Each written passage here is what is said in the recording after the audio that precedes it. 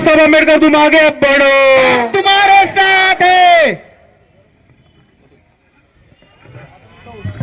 सर्वात प्रथम समतेचे विचार रुजवणाऱ्या सर्व महामानवांचे त्रिवार अभिवादन करतो आणि मंचावरती उपस्थित डॉक्टर ढेपे, प्राध्यापक सोमनाथ सर, तसेच अरुणाबा जाधव, अमोल दादा, मणिखांबे साहेब, महिला आघाडीचे अध्यक्ष, तसेच युवक आघाडीचे दीपक दादा आणि पंकज दादा, तसेच लोकसभा लढवलेले आपले उमेदवार आतिश दादा, विधानसभा लढवलेले आपले अक्कलकोटचे उमेदवार इंगोले साहेब, तसेच विक्रांत दादा आणि मंचावरती उपस्थित तमाम कार्यकर्ते, मान्यवर, वंचित बहुजन आघाडीचे, भारतीय बौद्ध महासभेचे पदाधिकारी व इथे उपस्थित असलेल्या तमाम या चळवळीतल्या तमाम साथीदारांना माझा क्रांतिकारी मानाचा जय भीम. मित्रांनो, आपण 2019 आणि त्याच्यानंतर 2024 पासून एक गोष्ट ऐकत आलोय की संविधान धोक्यात आहे, आपल्याला संविधान वाचवलं पाहिजे. ऐकतोय की नाही ऐकतोय? त्याच्या पुढे आपण पुढे जाऊन लोकांकडनं हे ऐकतोय की लोकशाही वाचवली पाहिजे, लोकशाही धोक्यात आली आहे. हे ऐकतोय की ऐकतोय? पण ज्या ज्या लोकांनी आपल्याला हे येऊन सांगितलं की लोकशाही आणि संविधान वाचवलं पाहिजे, ती धोक्यात आली आहे, त्यांनी आपल्याला कधी हे समजायचा प्रयत्न केला की ही संविधान आणि लोकशाही धोक्यात कशी आली? काहीतरी असं घडलं असेल ज्याच्यामुळे बाबासाहेबांचा विरोध करणारा काँग्रेस पक्ष हा सगळीकडे संविधान दाखवत फिरत आहे. आतमध्ये जनीव घालणारे राहुल गांधी सगळीकडे निळा टी शर्ट घालून फिरवणार आहेत. आणि अशा आपल्या सोलापूरच्या ताई ज्या म्हणत होत्या की वंचितनी मला काही फरक नाही पडत, असं नक्की काय घडलं की त्यांना आपला सोलापूरचा लोकसभेचा उमेदवार चोरायला लागला? हे आपण सर्वांनी जरा समजून घेतलं पाहिजे आणि तुम्हाला कळेल याचा अर्थ काय. मित्रांनो, सगळ्यात पहिले याची सुरुवात झाली होती 2019 मध्ये, जेव्हा आपण वंचित बहुजन आघाडीने पहिले इलेक्शन लढवलेली आणि शिंदे काकांसह सगळ्या ज्येष्ठ नेत्यांना घरी बसवलं होतं. त्याच्यानंतर यांना कळलं की इकडे एक आंबेडकरवाद्यांचा उठाव झाला, इकडचे तमाम वंचित बहुजन, आदिवासी, मुसलमान, आंबेडकरवादी, दलित सगळे पेटून उठले, तर वंचितांच्या हातात सत्ता येईल. हे भाजपला पुढे जाऊन हरवतीलच, पण पहिले हे राष्ट्रवादी आणि काँग्रेसला महाराष्ट्रात संपून टाकतील. आणि म्हणून यांनी ठरवलं की यांचा जो अजेंडा आहे, यांचं जे म्हणणं आहे ते आपण चोरू. सोपी गोष्ट आहे, हो का नाही सांगा? 2024च्या आधी कोणत्याही काँग्रेस नेत्याच्या हातामध्ये संविधान बघितलं होतं का? नव्हतं. 2024च्या आधी कधी ताई आपल्या जयभीम म्हणत होत्या का? नव्हत्या. कोणाच्या गळ्यात निळा गमछा होता की नव्हता? बाबासाहेबांच्या घोषणा देत होते का? नव्हते. मग हे कशामुळे सुरू झालं? हे सुरू झालं कारण वंचित बहुजन आघाडीने 2019 मध्ये 46 लाख मतदान घेतलं आणि त्याची सुरुवात आपल्या सोलापूर आणि पंढरपूर मधून झाली. आणि मला आठवतं त्या प्रचारामध्ये आपण सर्वांनी आमची साथ दिली होती. पण त्याच्याहून पुढे काय झालं समजून घ्या की त्याच्याहून पुढे एका मोठ्या परिस्थितीमध्ये यांना कळलं की वंचितांकडनं जर आपण त्यांचा अजेंडा चोरून घेतला, त्यांच्याकडनं आपण जर त्यांचा नॅरेटिव्ह चोरून घेतला, तर आपण वंचितांची ही चळवळ जी आहे, आंबेडकरवादी चळवळ आहे, त्याच्या पायावरती हल्ला करू शकतो. आणि त्या पद्धतीने केले. म्हणून त्यांनी पहिला जो मुद्दा चोरला तो संविधान खतरे में है, लोकशाही खतरे में है, असा महत्वाचा मुद्दा चोरला. आणि आता ते दुसरा महत्वाचा मुद्दा चोरायचा प्रयत्न करतायत. तो कुठला? ईव्हीएमचा. कारण ईव्हीएमचा महत्वाचा मुद्दा महत्वाचा काय आणि आपण सर्वांनी त्याच्यावरती लक्ष का दिलं पाहिजे हे समजून घेणं गरजेचं आहे. आपण आता सोपं एक गोष्ट लक्षात घ्या की आपल्याला, आपण मतदान करता का? एका वेळेस किती मतदान करता? दादा तुम्ही किती मतदान करता? ताई तुम्ही किती मतदान करता? एक. आपल्याला देवेंद्र फडणवीस माहिती आहेत, महाराष्ट्राचे मुख्यमंत्री, ते किती मतदान करतात? एक. बरोबर. आपल्याला भारताचे पंतप्रधान माहिती आहेत, कोण आहेत? ते किती मतदान करतात? एक. आणि एक मुंबईत अंबानी नावाचा प्राणी राहतो, माहितीये का? तो किती मतदान करतो? एक.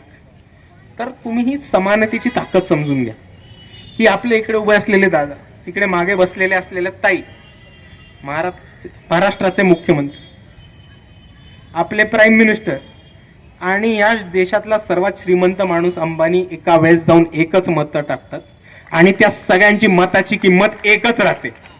ह्याला म्हणतो आपण समानतेची ताकद. आणि ही ताकद आपल्या दिली आहे फक्त आणि फक्त बाबासाहेब आंबेडकरांच्या संविधानाने. पण मित्रांनो, हा जो ईव्हीएमचा घोटाळा होतोय, तो ईव्हीएमचा घोटाळा आपल्याला बाबासाहेबांनी संविधानातनं मतदानाचा दिलेला अधिकार काढून घेतोय. आणि ते आपण खपवून घेणार आहोत का? सोपा मुद्दा आहे. तुम्हाला माहितीये तुमच्या गावामध्ये 20 लोक आहेत. 20 लोकांनी जाऊन एका पक्षाला मतदान केलं आणि तिसरा माणूस 200 मतांनी निवडून आला. गावात आहेत 20 मतं. तुम्हाला वाटणार नाही का गफलत झालीये? वाटणार नाही का गफलत झालीये? कुठेतरी गेम होतोय, कुठेतरी पाणी जास्त मुरतंय. वाटेल का नाही वाटणार? जर असंच होत राहिलं तर तुमचा लोकशाहीवरती भरोसा राहील का? जर असंच होत राहिलं, लोकशाहीवरचा भरोसा उडला, तर तुम्ही उद्या मतदानाला जाणार आहात का? आणि जर मतदानाला कोणी नाही गेलं तर नरेंद्र मोदी आपले डिक्टेटर होऊनच गेले. मग किम जोंग उन मध्ये आणि नरेंद्र मोदी मध्ये काय फरक? हुकुमशाही येईल. जर कोणी मतदानच नाही केलं तर आपल्या देशात हुकुमशाही आली. आणि अशा पद्धतीचा एक षडयंत्र इकडे उभा राहायचा प्रयत्न होतो की आपण जाऊन किती मतं दिली तरी सेटिंग करून ज्याला मतं पडायची आहेत त्यांनाच मतं पडत असली तर हा लोकशाहीचा आणि संविधानाचा गळचेपी आहे. आणि त्याच्या विरुद्ध वंचित बहुजन आघाडी कायमस्वरूपी भूमिका घेत राहील आणि या ईव्हीएमच्या लढ्यात लढत राहील. आणि इकडे तसंच मांडत असताना एक महत्वाचा मुद्दा मांडायचा आहे. आपल्या बरोबर रणजित दादा आलेत, सरपंच मरकजवाडीचे. त्यांनी एक महत्वाची भूमिका घेतली होती. त्यांनी म्हटलं होतं की आम्ही डोर टू डोर प्रचार केलाय, घरोघरी गेलोय, मला माझ्या गावातला माणूस आणि माणूस माहितीये. 1800 मतांचं गाव आहे. त्यांची गॅरंटी आहे, सगळ्यांची गॅरंटी आहे की 1800 पैकी मतं एका उमेदवाराला जाणार आहे. पण ते तसं न होता अख्खं उलट येऊन 1500 मतं भाजपला पडतात. गावातल्या कोणाला पत्ता नाही, सरपंचाला पत्ता नाही, बूथवरच्या माणसाला पत्ता नाही, उमेदवाराला पत्ता नाही. पण त्याच्याहून महत्वाचं, मला खास करून मरकजवाडीच्या तमाम लोकांचा इकडे सत्कार करण्याचं कारण हे होतं की त्यांनी न घाबरता न मागे सरकता इकडच्या सरकारला, प्रशासनाला आणि इलेक्शन कमिशनला आव्हान दिलं की तुम्ही जी चीटिंग केली आहे त्याच्यावरती आमचा भरोसा नाहीये, आमचा भरोसा नाहीये. आणि आम्ही तुम्हाला सिद्ध पण करून दाखवू शकतो की तुम्ही चीटिंग केली आहे. म्हणून मी तुम्हाला खुलं आव्हान देतो की मरकजवाडीमध्ये या आणि बॅलेट पेपरवरती इलेक्शन करून दाखवा. जसं आपल्या सरपंच साहेबांनी ही भूमिका घेतली तसं समोरनं एक तरी उत्तर आलं का? नाही.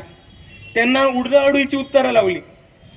एवढंच नाही तर त्यांना म्हटलं की इकडे सुरक्षेचा भंग होऊ शकतो, फायरिंग होऊ शकते, सेक्शन 144 लावू, आम्ही बंद करू. आणि अशी जर कोणीही लोकशाहीच्या बाजूने भूमिका घेत असताना जर त्यांना सरकार इकडे दडपशाहीचे उत्तर देत असेल तर ही लोकशाहीची गळचेपी आणि ते कोणत्याही परिस्थितीत आपण खपवून घेणार नाही आहोत मित्रांनो.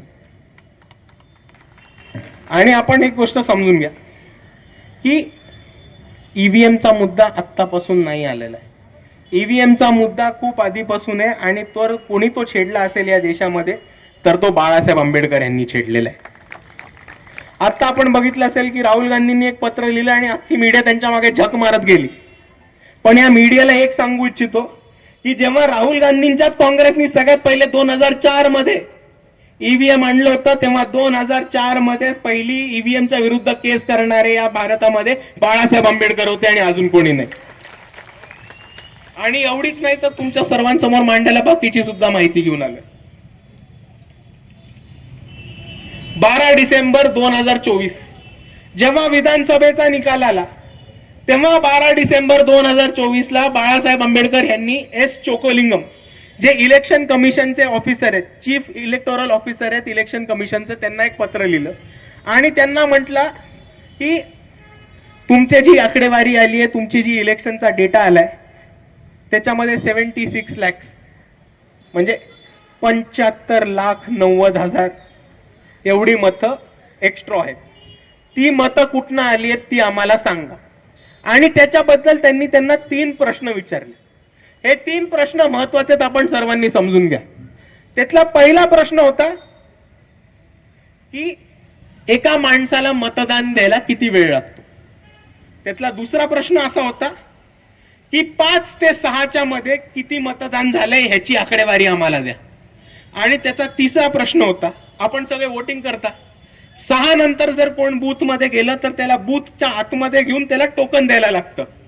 तर इलेक्शन जे आरओ आहेत, रिटर्निंग ऑफिसर आहेत, बूथ प्रमुख आहेत, त्या बूथ प्रमुखांनी 6 वाजल्यानंतर आतमध्ये घेतलेल्या किती लोकांना टोकन दिले ह्याची आकडे असतील.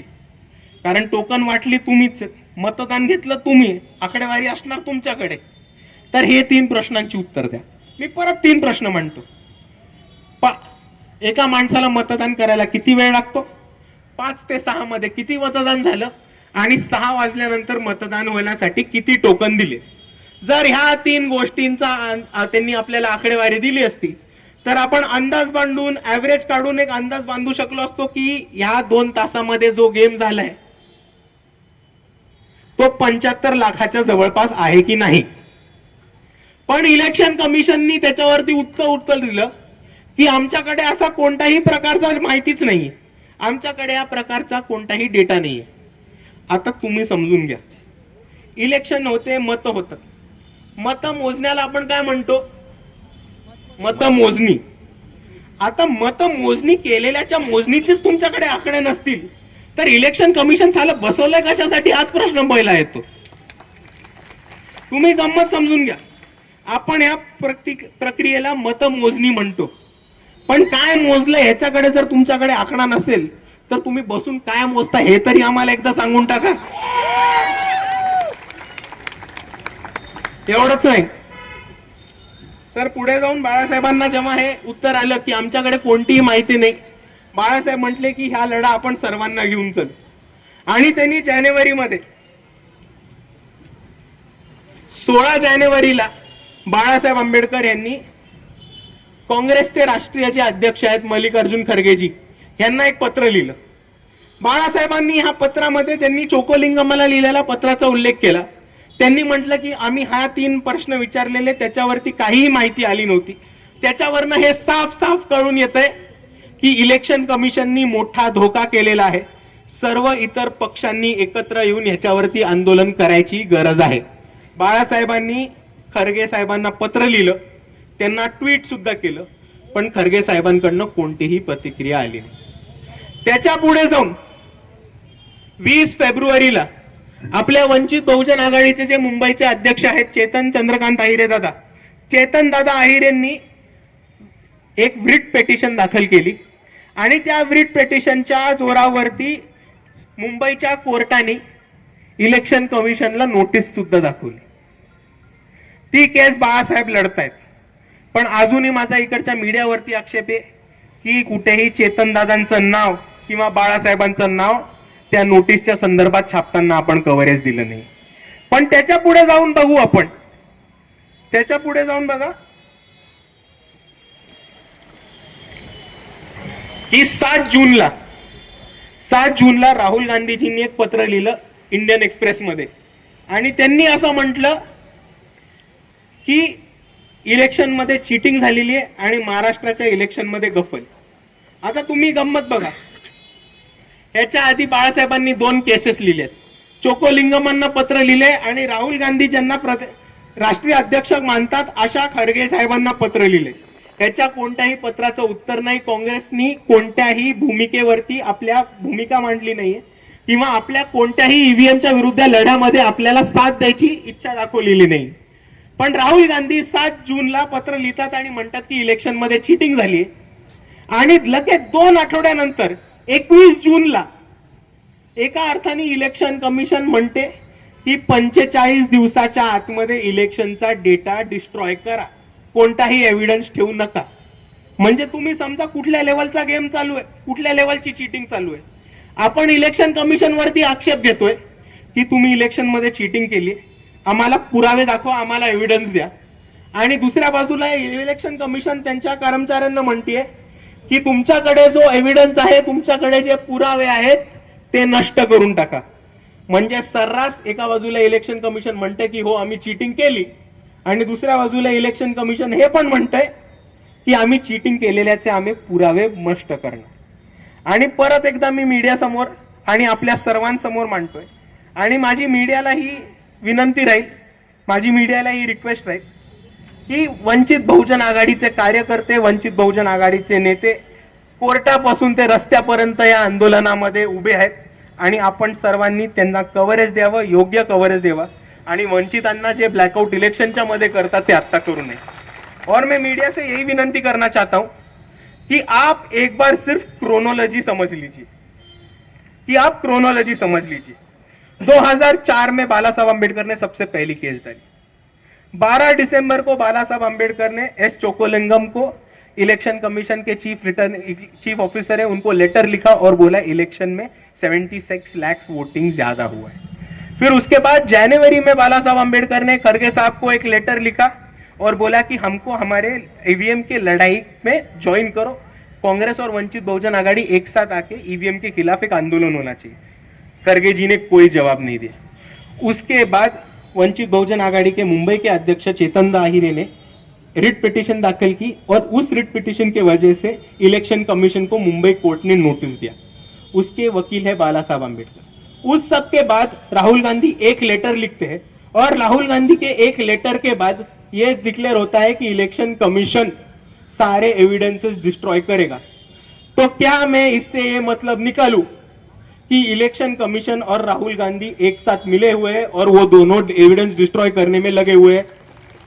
ये मेरा जनता से सीधा सीधा सवाल है. कारण तुम्ही मुद्दा बघून घ्या. राहुल गांधी ज्यांना प्रदेश अध्यक्ष आणि राष्ट्रीय अध्यक्ष म्हणतात, खरगे साहेब, अशा खरगे साहेबांना बाळासाहेबांनी पत्र लिहिलं होतं आणि म्हटलं होतं की तुम्ही या लढाईमध्ये सामील व्हा. पण आता आपल्याला सर्वांना खरगे साहेबांची सच्चाई माहितीच आहे की आम्ही दलित विरोधी नाही एवढं दाखवण्यासाठी एक मुखवटा खरगे साहेबांनी बसवलाय. पण खरी जनिवधारी पक्ष असा आहे की त्यांनी खरगे साहेबांकडनं सगळे अधिकार काढून राहुल गांधींचं आपल्याला लिडरशिप कशी प्रस्थापित करता येईल याच्यासाठी ते उभं केलेलं जुमला आहे.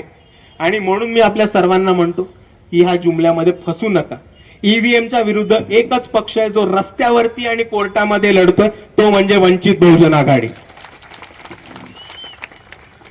आणि त्याचबरोबर माझी राहुल गांधींना एक विनंती असेल की जर तुम्ही खरंच मल्लिकार्जुन खरगेंचं अध्यक्षपद मानत असाल, एक दलित नेतृत्व मानत असाल, आणि खरंच ईव्हीएमच्या लढ्यामध्ये सामील होणार असाल, तर या वंचित बहुजन आघाडीच्या कोर्ट केसला तुम्ही सपोर्ट करा. काँग्रेसकडे वकिलांची फौज आहे, लीगल टीमची फौज आहे, पैशाची काही कमी नाहीये. जे वंचितचे कार्यकर्ते काम करतायत, कोर्ट कचेरीमध्ये जात आहेत, डेटा प्रोव्हाइड करतायत. जर तुम्हाला या लढाईमध्ये सामील व्हायचं असेल तर या वंचितच्या तळागाळातल्या कार्यकर्त्यांना मदत करून दाखवा. कारण ईव्हीएम आणि मतदान हा इकडच्या तमाम वंचितांच्या आणि आंबेडकरवाद्यांच्या लोकशाही आणि संविधानाचा प्रश्न आहे. ईव्हीएम, मतदान, लोकशाही हा आंबेडकरवाद्यांचा नेहमीचा मूलभूत प्रश्न आहे, आणि तो आम्ही कोणत्याही परिस्थितीत राहुल गांधींना त्यांची लीडरशिप आणि नेतृत्व छापायला वापरू देणार नाही आहोत, हे मी ठामपणे आपल्या सर्वांसमोर मांडतो. आणि तेच मांडता मांडता मला एक शेवटचा मुद्दा मांडायचा जायच्या आधी की आपल्या अजून 2 मागण्या होत्या की एससी आणि एसटीचं बजेट जे होतं ते मोठ्या प्रमाणामध्ये महाराष्ट्रामध्ये वळवलं गेले.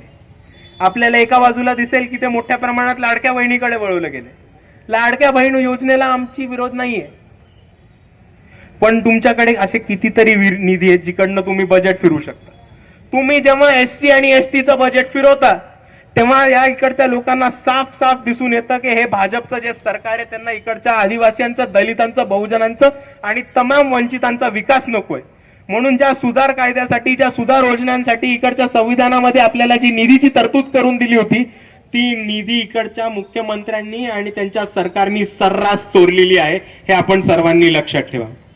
आणि तुम्हाला पुरावा पाहिजे असेल तर त्यांचेच मंत्री संजय शिरसाट हे बोलतात की एससी आणि एसटीचा फंड हा लाडक्या बहिणीकडे फिरवलं होतं. आणि हेच बोलत असताना आपल्या सर्वांना हे सुद्धा लक्षात ठेवायला पाहिजे की हे फक्त भाजपचं सरकार नाही, हे जे चोरी करतं. कर्नाटकामध्ये काँग्रेसचं सरकार आहे. या कर्नाटकाच्या काँग्रेसच्या सरकारने 17 कोटी, कोणी बघितलेत 17 कोटी आपल्यापैकी? फक्त शिंदे काकांनी लपवले असतील या सोलापूरमध्ये, अजून कोणाला माहित नाही 17 कोटी किती आहेत. 17 कोटी 60,000, 17 कोटी 60,000 इतका अमाऊंट हा कर्नाटकाच्या सरकारने धर्माच्या निधीसाठी आणि रिलिजियस ऍक्टिव्हिटीजच्या नावाखाली फिरवलेला आहे. तर तुम्ही एक समजून घ्या की जर इकडे भाजप नागनाथ आहे तर तिकडे काँग्रेस सापनाथ आहे. आणि तुम्हाला हा हातावर चावणार तर तुम्हाला तो पायावर चावणार. साप दोन्ही पक्ष आहेत. आपल्याला गळ्यात आपल्या कोणताही साप नकोय. आपल्याला फक्त वंचितांची सत्ता हवी आणि आपल्याला आपले न्याय, हक्क आणि अधिकार हवेत.